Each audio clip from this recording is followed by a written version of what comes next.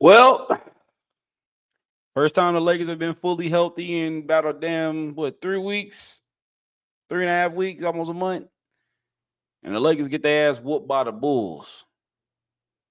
The Bulls put up almost 150 points and almost 75 points in the paint and shot almost 60% from the field. Kobe White and Muzelis, I think his name is, was out there looking like all-stars.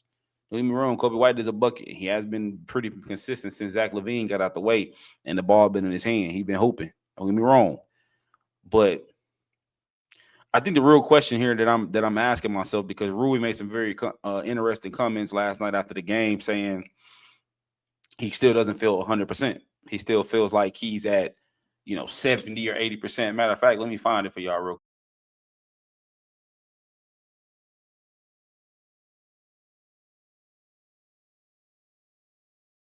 I got to rest for like a long time to get back to normal. So, but I don't think we have that. So, yeah, we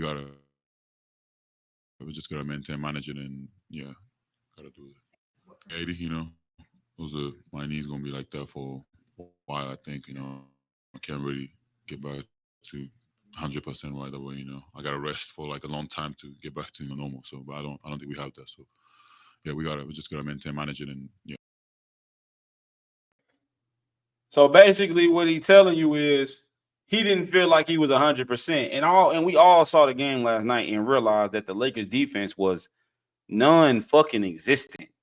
And I'm not gonna sit here and say, "Oh, that was on Rui," but you could just tell that the team overall with the Lakers were trying to get into a rhythm again with playing with LeBron on the court and Rui back in the lineup, right, and trying to figure that out. And it was very weird, JJ didn't go to Dalton at all.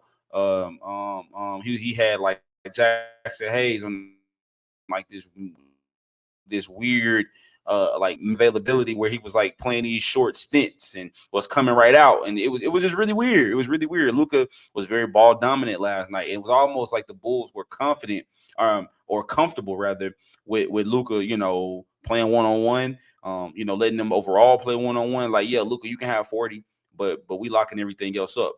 They were causing a lot of turnovers, and we just looked out of sorts, right? And the defense was just non-existent. Definitely not the defense that we've been playing for the last 2 or 3 months. And so I think the biggest question is not so much about our defense, not so much about LeBron, not even so much about us being worried. It's just like, what do we look like if Rui isn't 100%? If he doesn't get back to 100%, hopefully he does. We're not jinxing him. I'm not hoping for the worst. I'm just trying to ask the real question here. What does that look like? Because we're a totally different team when Rui is 100% healthy. Not only is he knocking down shots at a high clip and one of the highest shooting 3-point shooters in the league, but he's playing some pretty good defense this last, month and a half, especially before he went out with this little weird injury, right? And so, does it affect? He said it. It's affecting my explosiveness. It's affecting me being able to turn and cut and stop and go the way I want to. And it's like he said, I can feel it every time I do it. So what does that look like for us? Is he going to be able to sit down and lock in and play defense for 35, 40 minutes as we lock down to the end of this season and we have the third toughest schedule remaining? What does that look like?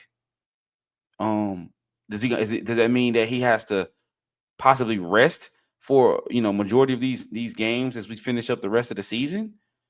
What does that look like? Is he still going to be that high caliber shooter that he's been, able to knock them down and on the move and crashing the boards and, guarding some of the five men in bigger fours on other teams? Because what have we said?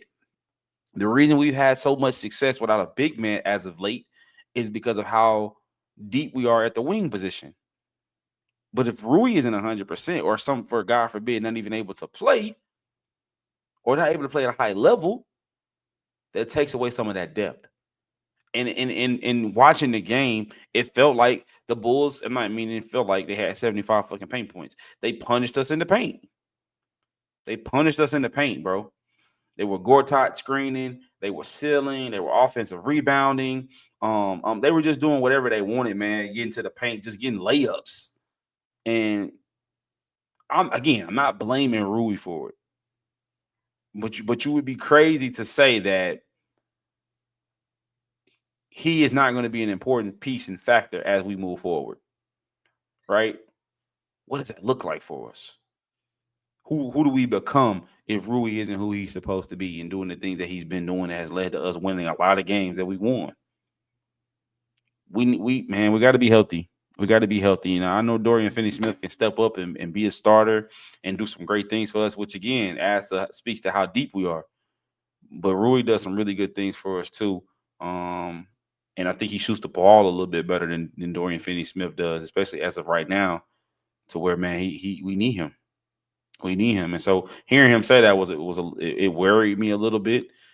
Something to like keep your mind on and keep your keep your antennas up about. But hopefully we're gonna be, he's gonna be fine and he'll get back to 100% and being the Rui that we've grown to know and love, especially as of late under JJ Redick helm. But on the bright side, LeBron did look healthy, especially when he got that one steal and went for the fast break dunk. They cut it to like fucking 16 with 10 minutes left or 8 minutes left or whatever the fuck it was. That was a bright side, but we got a long way to go, man. We got a long way to go. A lot more work to be done. Uh, I'm not too worried about losing to the Bulls, but that was a win we should have got. We needed that win. We needed that win.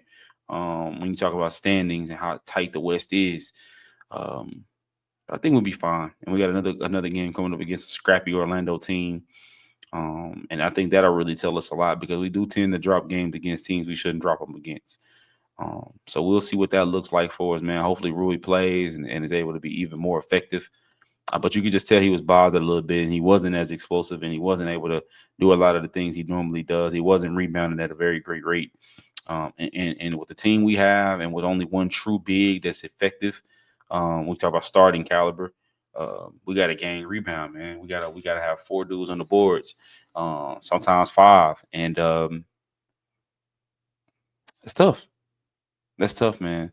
So, what do y'all think? What do the Lakers look like without Rui going forward? Who do we become? If for some reason he isn't able to get to 100% in time, um, and where do we go from here? Let me know y'all thoughts, man. Be sure to like, subscribe to the video. This Skybox Conversations, man. I love y'all.